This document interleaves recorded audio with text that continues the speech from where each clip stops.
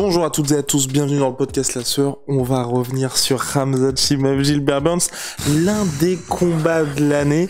On avait très peur que ça se termine très rapidement, souvenez-vous, on en avait parlé dans le podcast avec Chris, et le choc n'a pas tenu toutes ses promesses, a été au-delà de ce à quoi on pouvait s'attendre, une véritable guerre qui s'est terminée par une victoire par décision unanime de Khamzat Chimaev, Julien Big Rusty. Générique. Swear.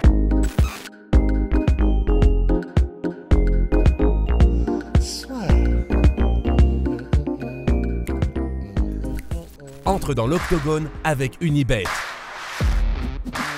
Qui sera le vainqueur du combat? En combien de rounds? Fais tes paris sur l'app numéro 1 et profite de 150 € offerts sur ton premier pari. En 2 mots déjà, est-ce que vous pouvez me dire ce que vous avez vécu lors de ce combat? Incroyable. Incroyable. La hype est réelle, c'est fou. On a eu 3 rounds incroyables. On a cru qu'il allait se faire battre. Bon, en fait, tout le monde, ouais. Il y a eu des moments pour absolument les deux. Il y a eu des knockdowns pour les deux, il me semble. Il y a eu une tentative de penalty. Tentative de penalty de Gilbert Burns. En fait, c'était tellement intense du début à la fin que, enfin, vraiment, tout le monde, je crois, est grimpé au rideau de la première à la dernière seconde du combat, en fait. Au début du round, il se fait mettre au sol. On a cru que ça allait être pareil. Et au final, Burns, il se relève et ça change la donne. Il se fait mettre au tapis. Chimaev, non, franchement, incroyable. Mais c'est intéressant parce que déjà, c'est vrai qu'au niveau de la lutte, on savait pas à quoi s'attendre, mais voilà, Gilbert Burns a non seulement tenu le choc, après, il a été mis au sol, mais il s'est relevé immédiatement, si je me souviens bien, parce qu'on l'a pas revu depuis, et après, si je me souviens bien aussi, il n'y a pas eu d'autres tentatives, en fait, de la part de Chimaev. Et alors, c'est là où c'est intéressant, je sais pas quel était le game plan de Chimaev, mais apparemment, il a dû peut-être un petit peu dévier parce que l'entraîneur, Andreas Michaels de Khamzat Chimaev, je crois que c'est entre le 2e et le 3e round, il l'engueule, mais comme du poisson pourri, et après, on voit un Khamzat qui, dans le 3e round, revient plus aux bases avec des directs, des trucs, entre guillemets, un peu plus efficaces, basiques, simples. Et de son côté, Gilbert Burns, qui sur un jab avait été mis knockdown lors du premier round, et aussi complètement éteint après un jab lors du 3e. Ouais, absolument, ouais. Mais c'est vrai que du coup, pour le combat, c'est ce qu'on se disait, en gros, c'est cool parce que ça tient. Tout le monde est content. C'est-à-dire que, ou d'un côté, comme tu l'as dit, c'est réel. Maintenant, il vient donc, même si c'était la guerre, il vient de battre Khamzat Chimaev sous le numéro 2 mondial, donc c'est oufissime. Gilbert Burns, il offre une guerre totale et en gros, le respect était déjà au max de la part de tout le monde, mais là... Il se fait pas dominer, hein. Il se fait pas dominer. Il a failli le prendre, il a failli le battre. Ouais. Enfin, disons, il se fait dominer. Dans le top contender. Ouais. C'est ça. Win-win pour l'UFC, pour les deux, c'est incroyable. Il y a juste Leon Edwards du coup qui risque de perdre une place au classement. Malédiction. Après, du coup, je sais pas. Bon, après, pour Leon Edwards, on en parlera peut-être dans un autre podcast. Oui. Mais c'est vrai. Ne parlons pas de lui, non. Ouais. Comme d'habitude. Mais c'est vrai que, en fait, pour Khamzat, alors, le truc sur lequel je crois on était assez d'accord, effectivement, et peut-être vous aussi, mais c'est que, en revanche, c'est pas du tout un coup d'arrêt pour Khamzat, mais voilà, ça y est, là, il est humain. Oui. Enfin. Parce que bon, Julien qui était à fond dans le hype train Khamzat Chimaev, là, est-ce que maintenant tu te dis bon? J'ai pas pris la clim comme tu le dirais, j'ai pas pris une douche froide, j'ai pris une petite baisse de température, on l'a vu fatigué, on a vu qu'il pouvait se faire amener au sol, on a vu qu'il amenait pas qui il voulait au sol et qu'il les contrôlait pas. J'avais oublié, il s'est fait amener au sol, Khamzat? Très rapidement. Ça m'était sorti de l'esprit. Il s'est relevé très vite. Mais ouais, il est humain, il a saigné, ça le fait kiffer. Tout le monde est content. On l'a vu fatigué entre les rounds. On l'a vu souffler très fort. Petite embrouille même à la fin du round 2. Il y a eu de la tension. Franchement, dès l'entrée, c'était fort. De toute façon, il attendait Burns sur la cage. J'avais jamais vu ça. Mais c'était fou. Et Rust a dit c'est interdit normalement, je crois. On sait pas, mais ça nous étonnerait pas que ce soit interdit, parce que dans le cas où, je sais pas, n'importe quoi, il se reçoit un truc, il tombe, le combat est annulé parce qu'il se pète le genou, quoi. Ouais, c'est ça. C'est cata. Mais pour l'image, c'est fou. Non, l'image est folle. L'image est folle. Ouais, vraiment. Enfin, je sais pas, j'avais vraiment l'impression de voir, c'est soit un film ou un dessin animé, un truc où t'as le héros qui attend comme ça sur le toit, tu sais. C'était fou. Vraiment stylé. Et effectivement, Gilbert Burns qu'on ne voyait pas bien du tout juste avant que le combat commence, c'est dans oh là là, moi j'étais le premier à dire oh là là, ça part très mal, il baisse les yeux et tout, puis en fait pas du tout. Je me souvenais même pas de ça. Il baisse les yeux, mais attitude au niveau de l'attitude par rapport à Khamzat Chimaev. Ah ok, j'étais où à ce moment-là? Rust était ailleurs. On va uploader le replay du live, mais Rust il était vraiment ailleurs. Non mais je crois que j'étais physiquement pas là à ce moment-là, je sais plus où j'étais.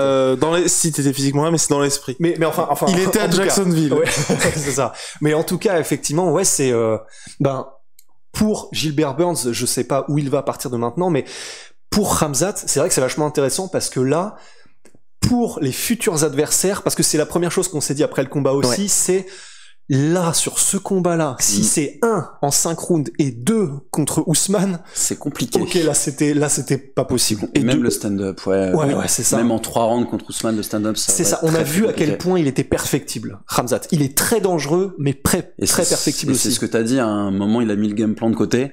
Et il voulait se bagarrer, quoi. Et ça se sentait. Et au moment où il a mis le game plan de côté, si je me souviens bien, il a commencé à mettre vraiment, tu sais, des gros crochets, des trucs comme ça. Et c'est là où il a commencé à se faire prendre de vitesse par Gilbert Burns, qui, si je me souviens bien, mettait lui des trucs. Et ça, c'était au deuxième round. Et c'est au moment où, round qu'il perd.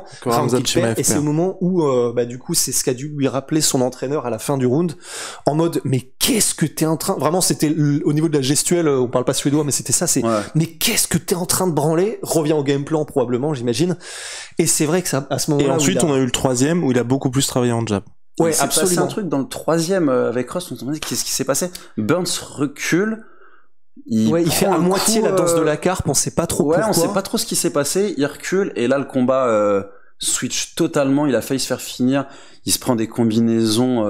Cela dit, les deux étaient très atteints physiquement aussi dans le troisième. Mais il y a un moment où vraiment c'était net, quoi, il recule comme si c'était pris un coup, il s'est rien pris. On sait pas ce qui s'est passé, on n'est pas à leur place évidemment, mais là vraiment le troisième round c'était switch total, quoi. Et donc finalement, messieurs, pour ce combat-là, qu'est-ce qu'on en retient après tout ce qui s'est passé? Est-ce que c'est pour Khamzat Chimaev, c'est ok, il est humain, il fait pas un combat parfait, notamment au niveau de la gestion de l'effort, gestion tactique. C'est son 11e combat pro. Mais finalement, est-ce qu'on se dit c'est plutôt positif avec tout ce qui s'est mal passé plutôt du côté de Khamzat, qu'il arrive quand même à sortir, à taper le numéro 2 mondial? Avec Rust, on s'est demandé à un moment comment il a pris une droite de Burns. Dans le espèce d'overhand là. Dans le plein pot, il la voit pas venir, donc en plus il encaisse. Ouais, déjà, sale, gros menton, Khamzat. Très très fort. Non, en fait. Et puis d'ailleurs, Gilbert Burns a explosé le ratio de Khamzat qui était à 254 coups pour 2 reçus. Là, c'est bon. Il l'a ouvert aussi, il l'a ouvert à la pommette. Non. Mais en fait, c'est merci vrai que... Burns. Ouais. Ce qui est vraiment cool, c'est que là, c'est l'expérience parfaite pour apprendre au max pour Khamzat. Parce que, en fait, c'est vrai que jusqu'à maintenant, et c'est ce qui faisait qu'il avait cette confiance en lui, mais quand t'éclates tous tes adversaires sans difficulté, t'as toutes les raisons de penser que c'est ce que tu vas faire jusqu'au titre, que tu vas faire ça au champion.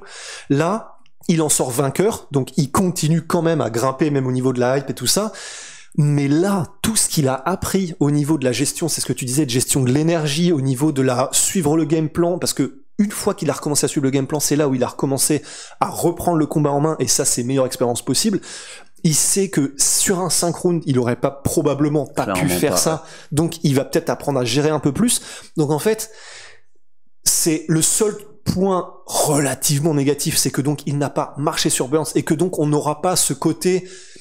Le monstre dans la forêt arrive sur Ousmane en mode balistique, et qu'est-ce qui va se passer? Le facteur inconnu a un peu disparu, mais en termes de combattant d'élite, ce qu'on va avoir à partir de maintenant qu'il va avoir engrangé cette expérience, qui va vouloir progresser dans tous ces domaines pour ne plus que ça réarrive et tout ça, ça va être très intéressant, quoi. J'étais un peu surpris parce que là, du coup, il a pris beaucoup d'expérience sur la gestion du combat. Parce qu'il a dû finir 3 rounds et j'ai pas souvenir que ça lui est arrivé. Ça c'est jamais arrivé. Il a jamais passé le deuxième round. Et tous ses partenaires, les retours qu'on a eu, on a un mec qui s'entraîne 5 fois par jour. Ouais. C'est une machine, il a 3 cœurs. Il s'entraîne avec des mecs qui font 95 kilos. Ça dit, il y a le Ramadan en ce moment pour lui.